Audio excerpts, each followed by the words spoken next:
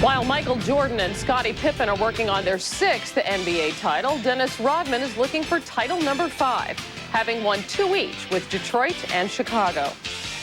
There's no doubt that Rodman is one of the best rebounders in NBA history. He's won the league's rebounding title a remarkable 7 consecutive years. But Rodman has struggled in this series, averaging less than 10 boards per game, 5 below his season average. Yesterday, Rodman spoke with Bob Costas. He's at his best really when he's on the edge, not stepping over the edge, but on the edge. And right now, the look on his face is he's not in this game right now. Yesterday, Doug Collins said that he thought you looked like you were disinterested for part of the game. Has your interest waned a little bit? No, I wouldn't say that. I just think that it's very difficult for me to go out there and play when I know that the league and the officials are basically got a bullseye right on my back. And it's very difficult to go out there and have some type of competitive nature when you know that something's going to happen at any time. It's just, you know, it's just there. Something like what? I mean, you know, they're just basically looking at me. I mean, just like, you know, I go by and talk to the referees, and the referees say that's my job to look at you.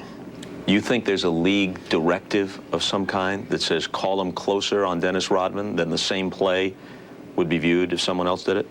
I think so. I think if you look at player to player, I mean, who is the easiest target out there to hit? Me. Rodman fouls out of the game on that play. Rodman played 40 minutes, and he's done. If, in fact, you're a little bit disheartened or disinterested, however you want to say it, because of this, let's grant for a moment that that's true. Isn't it your job to play through it for the sake of your team? Oh, I'm going to play through it no matter what. You know, if I'm coming off the bench or starting, I'm going to play through it no matter what. But for the last couple of years now, I mean, during the Eastern Conference Finals or the finals, I haven't been a part of the action because the referees or something has taken me away from it. And it's very difficult to keep getting up and knowing that you're going to get, you know, you're going to fall down. Somebody's going to sit there and knock you down. Dennis has to maintain a certain focus. You know, if anybody's going to miss practice and start skipping practices, it should be me or Scotty. We've been here the longest. As long as we're here, he should be. The last thing we need is some BS from Dennis. Your own most respected teammates, Michael Jordan or your coach, Phil Jackson, who have been supportive of you and understanding of the differences and the room that you need, when they come down on you, doesn't that say something to you?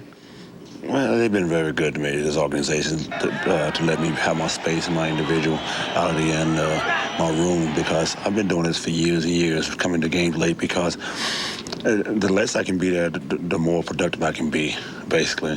I don't want to sit back there in the locker room for 2 hours or hour and a half just waiting. You know, I'm too impatient for that. I have to at least get there, and I can work out, and then go to the game. And I think they respected me for doing that. But sometimes they have to get on me sometimes because I do take a little bit overboard. So they're right then, that, hey, everyone can be different, you can be tolerant of those differences to a point, but then there are some areas that everybody's got to conform to, or at least come close to conforming to, or else it's an act of irresponsibility, right? Oh, absolutely. I've been well-behaved, if you want to call it that.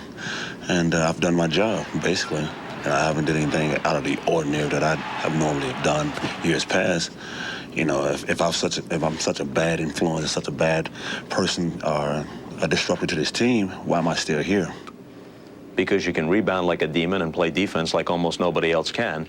And if you were only half that good, or maybe 3/4 that good, you wouldn't get this kind of rope. Absolutely. I mean, I can be anybody else that do the same thing, but I probably won't get this extra leeway at all. No way, right? If you were not as good a player as you are, you wouldn't expect to be able to act as you have, right? Well, people seem to tend that I'm not that important to a team. If you take me away from this team, you know, you got the great Michael Jordan, the great Scottie Pippen, the great coach Phil Jackson. Do they still win a championship? I don't think so.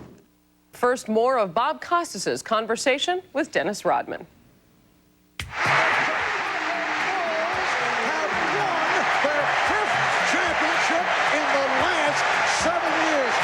Those were the days of our life.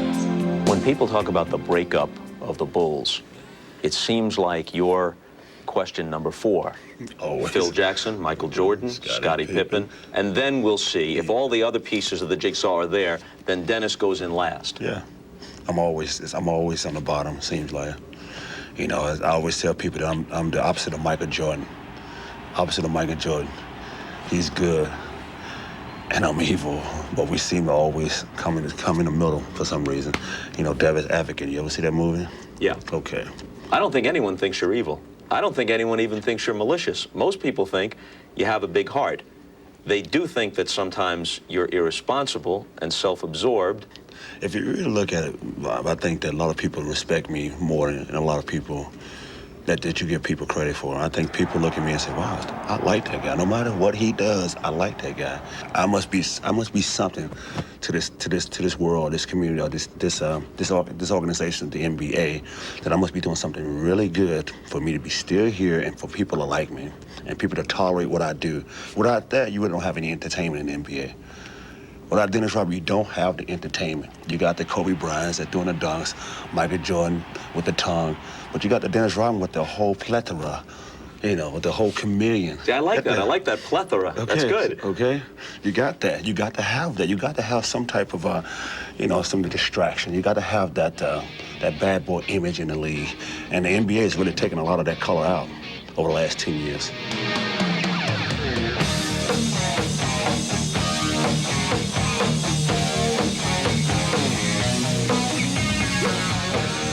Are there some times when you just get starved for attention? Things haven't been stirred up enough around you, and you have to do something to draw that attention back to you, even if it isn't the best thing to do at that time? No, I don't really starve for attention. I starve for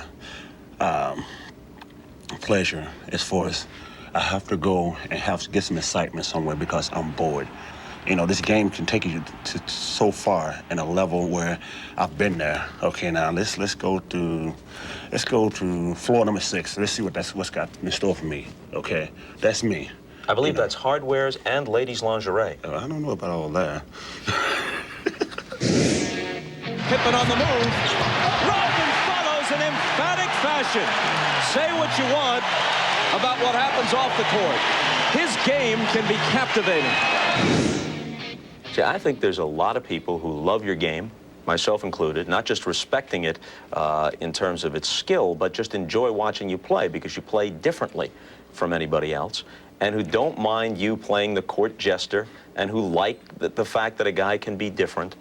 But there are times when you step over the line and then try to justify those things as just being Dennis, when in fact it's just misbehavior. I don't think it's misbehavior. I mean, I don't think it's anything that anybody else do in this league. Anything, but I'm just watched differently and closely by the NBA. They think that I am trying to show them up.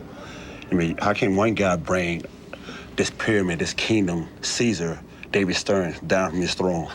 How can you do that? Ain't no way in hell. He's got all his Romans right there trying to spear me in the back, you know, as much as he can and say, okay, great, you do it again, we're going to feed you to the lions. And those lions are those 3 damn referees with the striped shirts with the whistle in their mouth. Okay, so that's basically what it is. Other than mixing the lions with the zebras, that was an excellent metaphor. Okay. Extended out there pretty well. Not as dumb as people think I am. That's okay. So.